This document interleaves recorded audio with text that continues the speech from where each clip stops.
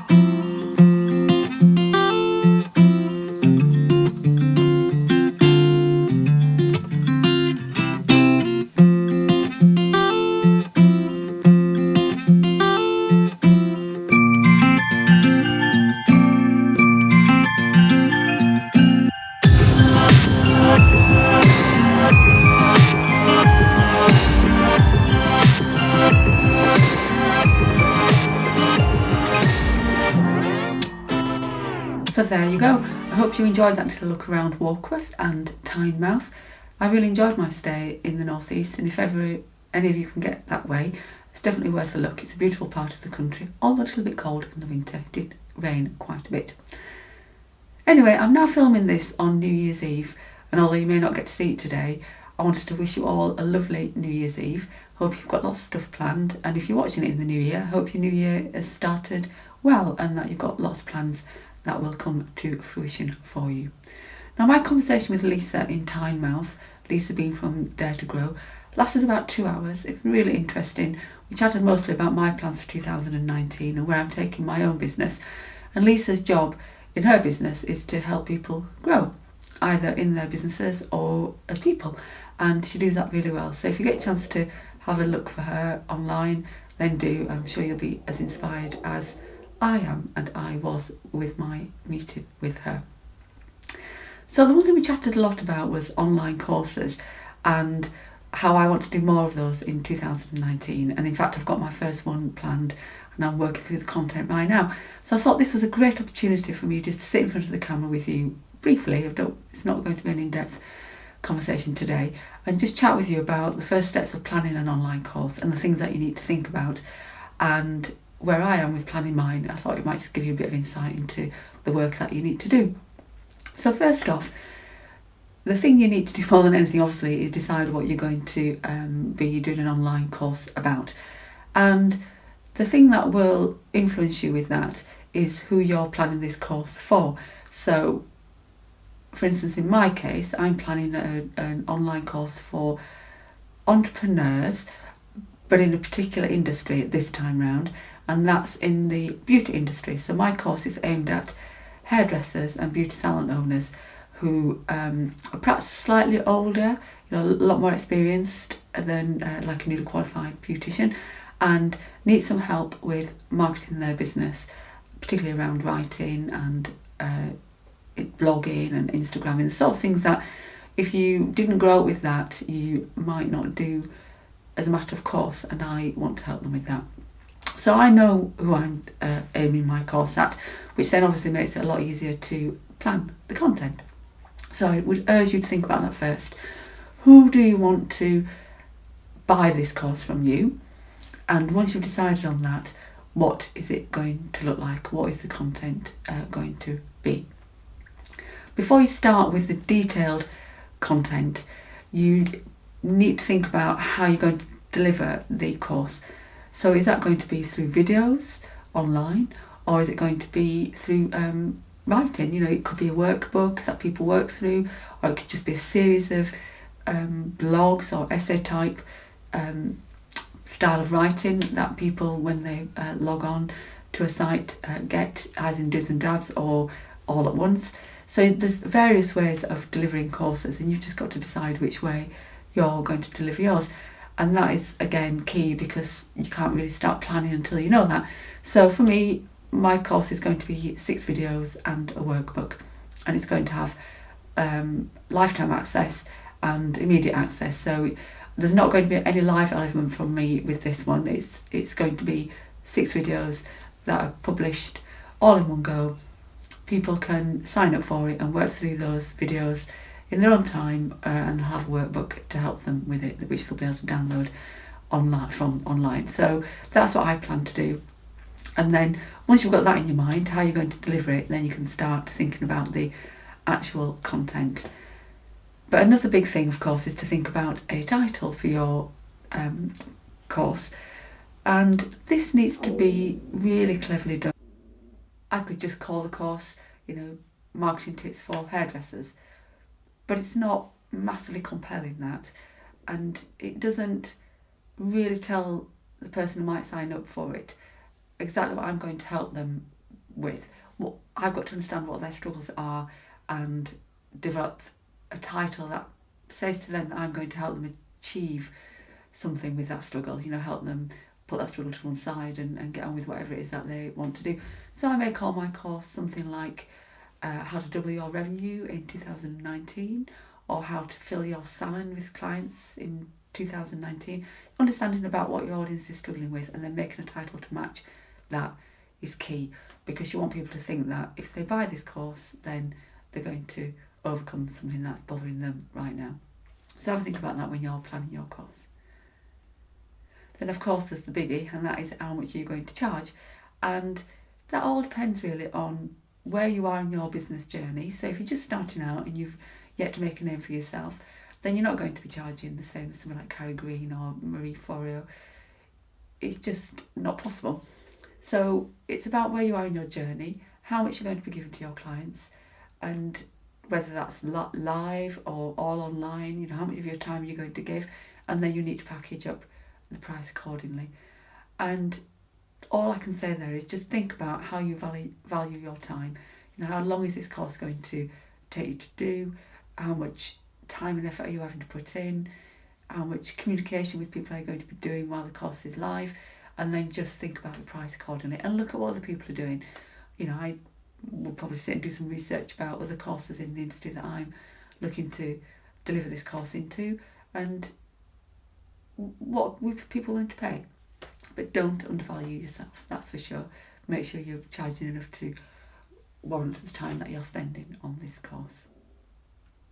Okay, so once you're at this stage, you start to need to think about the content itself. What are you going to put into each of the modules, whether it's written or video? And just start to plan that out a bit. So if it's 6 videos, then what is each video going to be about? And obviously you don't need to get it right straight away, you can play with that, but just see if you can get some clarity about what each of those videos is going to be about, or what each of your the written copy is going to be about. And you can tweak and shape that as time goes along, but you need to start somewhere. So have a think about what is it you're going to be delivering in this 6 videos or workbook or whatever else it is you've got planned. And then start thinking about the actual slightly more detail of the content. And this is where it all starts to come together. You need to think about a launch date. It could be like it's New Year's Eve now. It could be 1st February, 1st of March, sometime in June. Whatever you think you can manage really, it depends obviously on how big this course is going to be. For me, I'm going to be launching mine on the 1st of March, so that gives me a good 3 months to get everything in place. But remember, you don't have to have all your content nailed before you start talking to people about your course, because you're going to be talking to people about your course for quite some time. So as long as you're clear in your head what you're going to be delivering, you can start talking about it straight away. So don't panic, don't say you've got to get all your content nailed and on paper or on video before you can start marketing it, because you don't.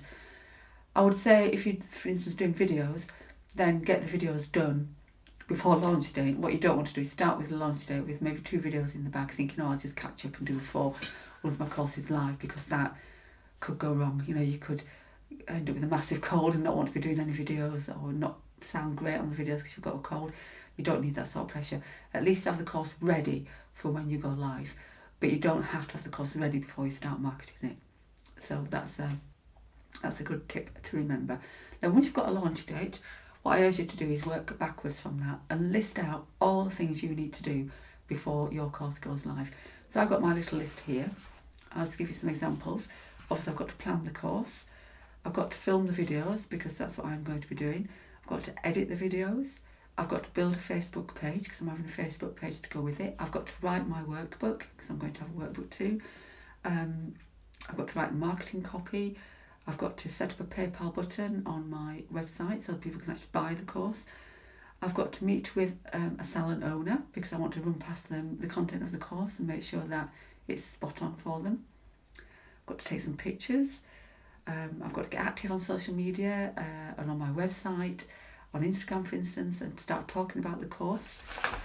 And on it goes. I've got a long list of things. And what I need to do is work back now from the 1st of March and just planning all of that activity and do it in a way that makes some sense, but also in a way that gives me A, enough time, and B, gets the important things done first. So I want to start talking about my course quite soon, so I'll be writing my marketing material now. I won't be videoing just now, I'll get onto that in a little while. I just want to start talking about it, and that's what I perhaps urge you to do. Get some of your social media content organised and planned, and your marketing material written, your landing page written, so at least you can start talking about it, even if you're not yet starting on the actual content of your course. So I think that's a really good idea. Get your launch date and work backwards, and then stick to it. Don't let anything throw you off course, because once you've started talking about your online course, it's got to happen. So don't get waylaid. Set deadlines. If you're writing a feature for a magazine and you know that the editor's waiting for that feature and you can't possibly miss that deadline. So, you know, it's now New Year's Eve. So I could say I want to have my first lot of marketing material written by mid-January. Give it a date, put it in the diary and stick to it. And do that with all of the tasks that you have to do. And be really thorough in that. Don't let things slip, because you really cause yourself a bit of a headache. You don't want to be postponing your start of your course, because that's obviously not a great thing to be telling people. So just while we're thinking about marketing material, one thing I would urge you to do is think about, between you deciding you want to do the course and the launch of the course, think about how you can talk about your course without boring people to death and without making it too silly. So just have in your mind that every time you write a blog post, or every time you do a Facebook Live, or talk about something on Facebook or Instagram, how can you weave in the fact that you've got an online course coming up? So, for instance, I could do a blog post about the 5 best ways to use Instagram in 2019, or the 5 most effective ways to use Instagram in 2019. And at some point in that blog, I could say, you know, I talk more about this topic in my online course, launch date 1st of March. But I'm not boring people with that, and I'm not particularly selling it. I'm just dropping it in there to begin with. And of course, as you get closer and closer to the actual launch date, you want to ramp that up quite a lot, but you don't want people to be turned off by the fact that you're hammering it home too much. But do find ways whenever you can to just talk about it gently at first and then more assertively as the time gets closer, because you'll be amazed how 3 months, 4 months, 5 months whizzes by, and you don't want to have not taken every opportunity to talk about what's coming up for you in your course. So you need to plan that. Use a diary or whatever you've got to hand, and just think about, again, working backwards from launch date, how you can be talking about your course in an inspirational way without boring people to death about it. So that's a very brief rundown on how to start planning to do an online course. The last thing I wanted to say to you before I sign off is, don't be a perfectionist with this. It's your first one and it won't be perfect. I think we can all probably guarantee that. But it's just key to get your first one out there. Improvement comes by practicing, and you can't practice if you don't get something out there. So be bold, be brave, get your first one done in whichever way is easiest for you. You know, if you're terrified of video, then don't make video your first one. Do it as a written exercise, a written course. If you're okay on video, then do it on video. It could be a Facebook Live challenge. It could be anything. Do what's comfortable for you, but get it done. Get it out there, and then think to yourself, what can I do better next time? And get some feedback. Show it to people, see what they have to think, and then go from there. Anyway, I hope you found that useful. Any questions? I'm on Facebook as Right Little Madam and Instagram as Right Little Madam, or you can leave a comment below this video and I will answer your queries as soon as I can.